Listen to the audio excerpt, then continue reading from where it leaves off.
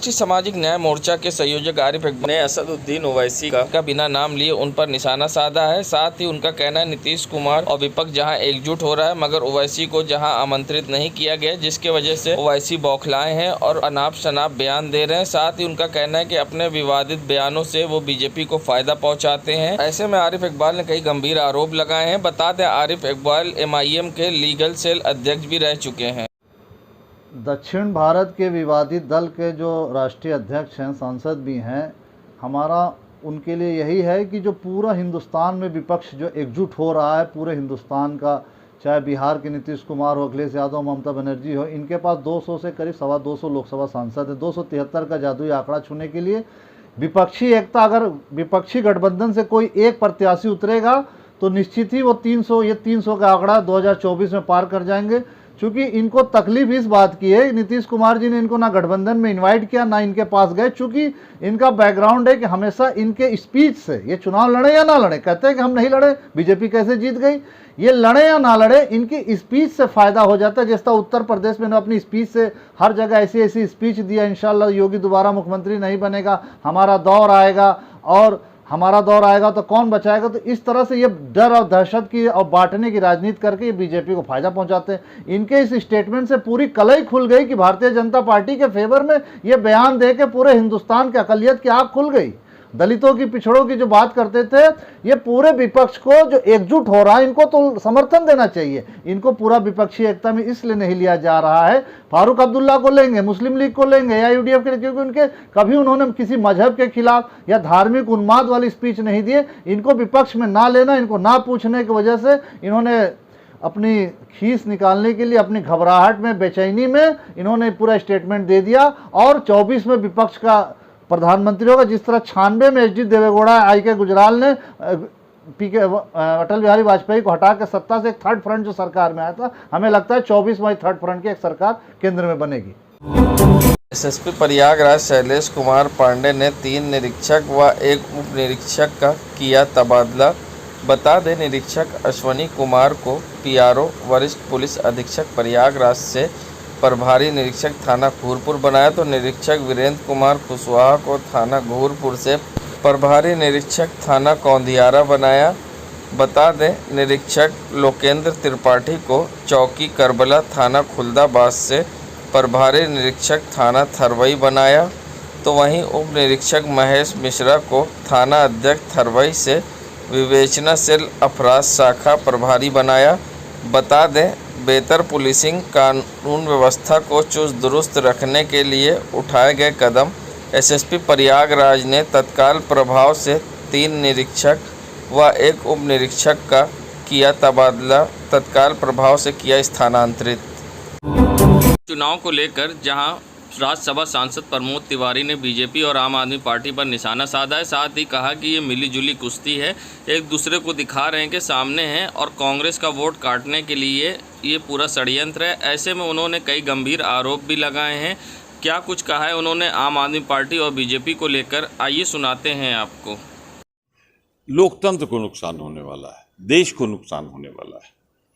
देखिए, भारतीय जनता पार्टी पिछली बार प्रधानमंत्री जी ने अपना हवाई जहाज़ पानी में उतार दिया, इलेक्शन नॉर्म्स का उनके खिलाफ मुकदमा कायम हुआ, बाद में वो गलत पाया गया, इलेक्शन कमीशन में शिकायत हुई, इलेक्शन के दिन भी घूमे, पर 3 ज़िले राजकोट, सूरत और अहमदाबाद, जहाँ वो पैदल चले थे, जहाँ समुद्र उतारा था नदी में, कहीं जीत नहीं पाए, तो डरे। तो उन्हें याद आ रहा है कि निकाय चुनाव में 42% वोट था भाजपा का पिछले में, और इस बार 42% से थोड़ा कम, फिर भी ज़्यादा सीट मिली, क्योंकि आम आदमी पार्टी मैदान में लड़ गई तीसरी पार्टी के रूप में। तो वो एक ऐसी कुश्ती लड़ना चाहते हैं जो दिखे कि दोनों में बड़ी दुश्मनी है, हम ही दोनों सही पहलवान हैं, और उसी को नूरा कुश्ती कहते हैं। दोनों मिलीजुली लड़ाई लड़ें। अब सिसोदिया क्या छापा हो रहा है, हफ्ते से आपको भी मालूम, हमको भी मालूम कि छापा पड़ने वाला है, उसके बाद कह रहे हैं उसको कुछ मिला नहीं।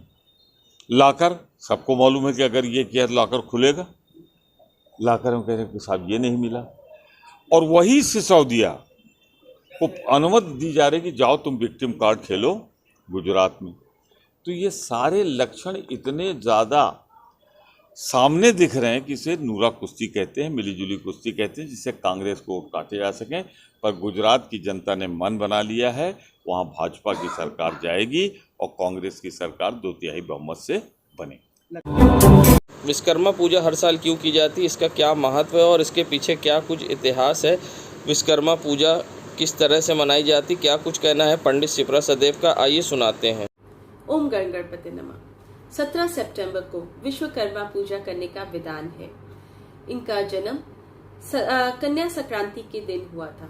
कन्या संक्रांति का मतलब होता है कि जिस दिन सूर्यदेव कन्या राशि में प्रवेश करते हैं। विश्वकर्मा जी को प्रथम वास्तुकार भी माना जाता है। ऐसी मान्यता है कि सतयुग में इन्होंने स्वर्गलोक का निर्माण किया, त्रेतालोक में इन्होंने लंका का निर्माण किया, द्वापर युग में द्वारिका का निर्माण किया और कल युग में हस्तिना का निर्माण किया। शिव जी की त्रिशूल और विष्णु जी का सुदर्शन चक्र, हनुमान जी की गदा का निर्माण भी इन्होंने ही किया है।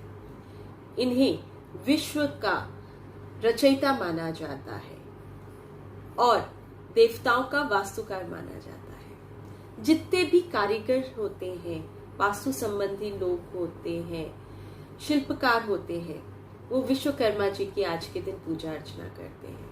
ऐसी मान्यता है कि आज के दिन जब औजारों की पूजा की जाती है तो विश्वकर्मा जी का आशीर्वाद उन्हें प्राप्त होता है। मैं पंडित शिप्रा सदेव आपसे विदा लेती हूँ। ओम नमः शिवाय। शिव जी सदा सहाय। जय माता दी। संगम नगरी प्रयागराज, जहां आज समाजवादी छात्र सभा के लोगों ने सड़कों पर उतरकर पीएम मोदी के जन्म दिवस पर बेरोजगार दिवस के रूप में मनाया। साथ ही सड़कों पर ठेले में गरी लेकर समाजवादी के छात्रों ने और युवाओं नेताओं ने आज गरी बेची और जमकर ताली पीट कर नारेबाजी की। साथ ही उनका कहना था कि आज पढ़ा लिखा युवा बेरोजगार है, ऐसे में उनके पोस्टर पर गरी खिलाते हुए बेरोजगारी दिवस मनाते हुए और ताली पीटते हुए दिखाई दिए। और क्या कुछ कहा है, आइए सुनाते हैं आपको। छात्र सभा के जिला उपाध्यक्ष शिवा केसरवानी के नेतृत्व में हम समाजवादी छात्र सभा के लोग सुभाष चौराहे पर प्रधानमंत्री नरेंद्र मोदी के जन्मदिन के उपलक्ष्य में, जो पिछले वर्षों से बेरोजगारी दिवस मनाया जा रहा है, आज उसी उपलक्ष्य में हम लोगों ने ठेले में गरी बेचकर और तमाम संसाधनों को बेचकर अपनी बेरोजगारी यहाँ दर्ज कराई है। और हम लोग की मांग है कि जिस तरह से मोदी सरकार बेरोजगारों के साथ छलावा कर रही है और जुमले दे रही है, और योगी सरकार ने जैसा कि वादा किया था कि 1.5 लाख रोजगार युवाओं को दिया जाएगा, 2.0 सरकार योगी से बहुत उम्मीद था रोजगार का, लेकिन ये भी जो है सिर्फ और सिर्फ राम के भरोसे चल रहा है। पूरी सरकार राम के भरोसे चल रही है और युवाओं के साथ हमेशा निरंतर छलावा हो रहा है, चाहे वो 2017 की सरकार रही हो, चाहे वो 2022 की पुनः योगी सरकार रही हो, चाहे वो अब। लेकिन इलाहाबाद विश्वविद्यालय में देखिए 400% फीस वृद्धि हुई है। जब ऐसे विश्वविद्यालयों में फीस वृद्धि होती रहेगी और युवाओं को अपना स्पेस नहीं मिलेगा तो आज जरूर ही ये सवाल खड़ा होगा कि इलाहाबाद का नौजवान और देश का नौजवान कहाँ पर जाएगा। ये लोग सिर्फ केवल और केवल चाहते हैं कि युवा पढ़ ना पाए और इनके अडानी अंबानी के फैक्ट्रियों में केवल और केवल लेबर बन के रहे। तो क्या समझते हैं पूरी तरह से जुमलेबाज सरकार है? ये पूरे जुमलों की सरकार चल रही है और इन्होंने बड़े बड़े लोक लुभावन वादे दिए थे, लेकिन इनका कोई कारगर नहीं रहा है। आप स्किल इंडिया की बात करिए, स्किल इंडिया का आलम यह है केवल 7% वहाँ से लोग केवल 7% जो है वहाँ से नौकरियाँ पाते हैं। मेक इन इंडिया का आलम यह है केवल 0.9% वहाँ पर जो है नौकरियाँ पाते हैं। अब मेक इन इंडिया धरी की धरी रह गई है, स्किल इंडिया धरी की धरी रह गई है। आप कौन सा ऐसी योजना लाए हैं जिससे आप जो है युवाओं को छलावा न कर पाए? और आप बताइए कि इलाहाबाद विश्वविद्यालय में क्यों 400% फीस वृद्धि हुई है? कहाँ पर जो है गरीब छात्र नौजवान पढ़ पाएंगे? किस जन्मदिन पर क्या बधाई देंगे?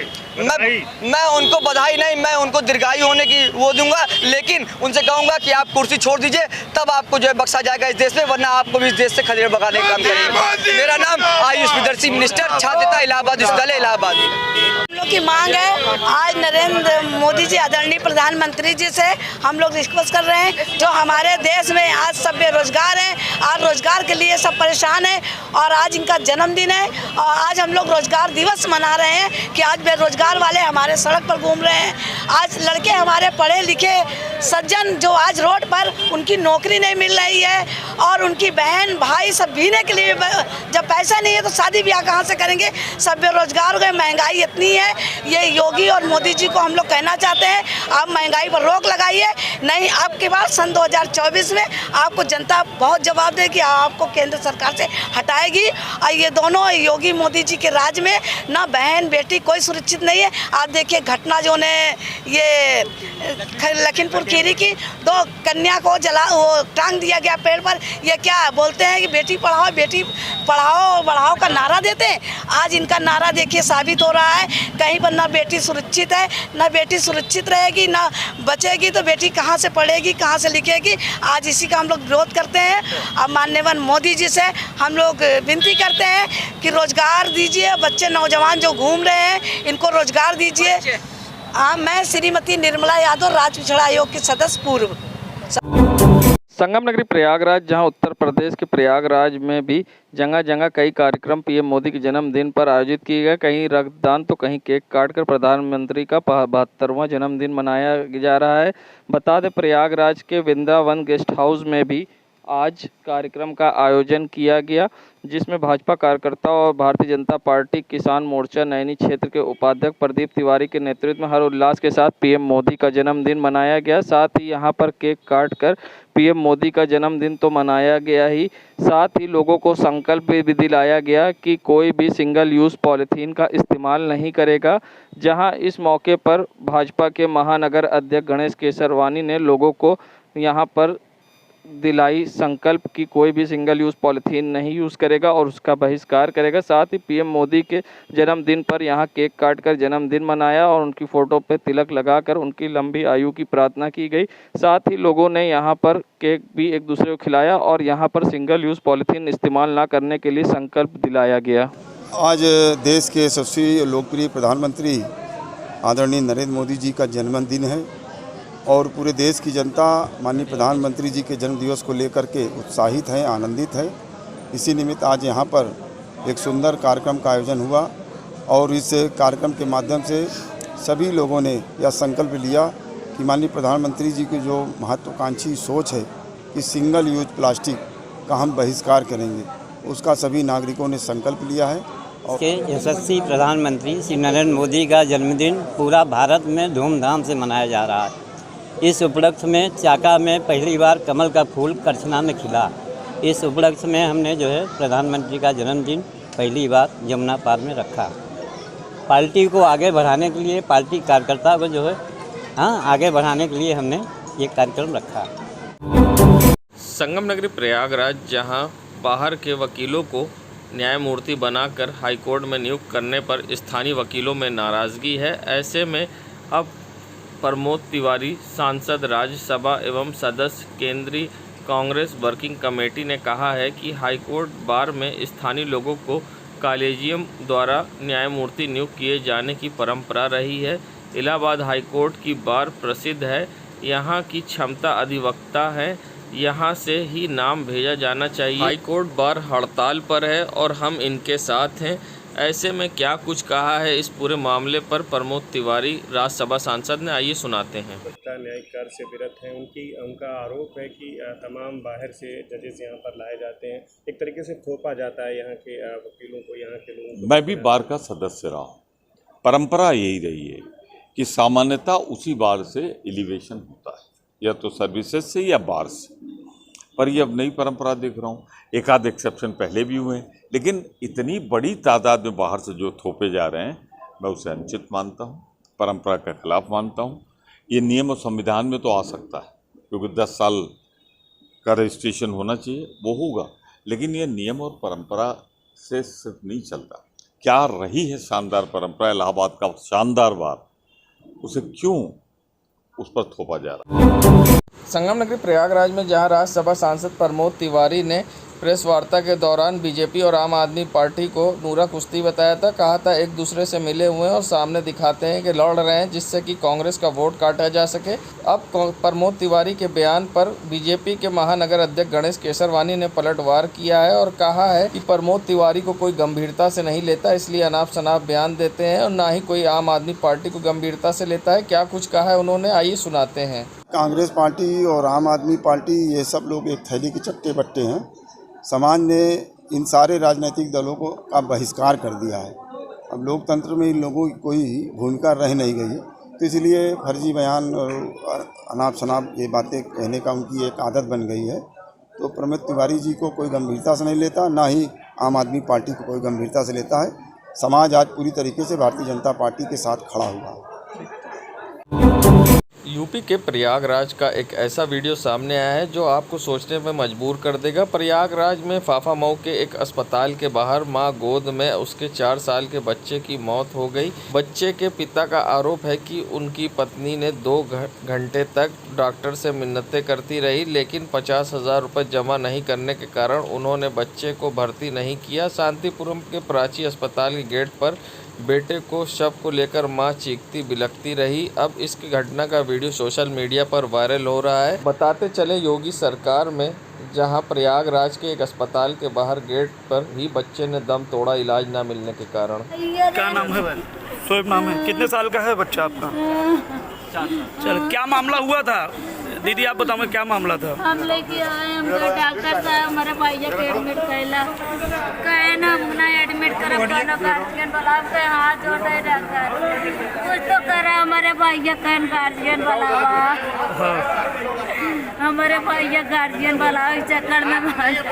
और उसके बाद जो है फिर आप बाहर कैसे भी दे रहे हाथ जोड़ पड़ेगी ना।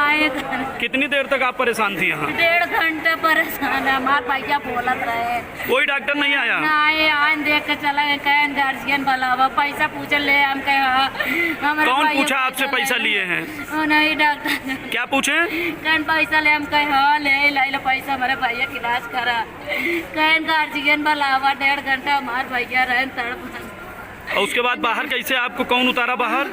एम्बुलेंस वाला नालक लगे उतार के भाग दो। क्या कहा वो? कहा कि 2,000 रुपये तो पहुँचाएंगे, करने भाग। कहाँ आप यहीं आई थी प्राची लेके? सबसे पहले प्राची लेके। प्राची से क्या हुआ?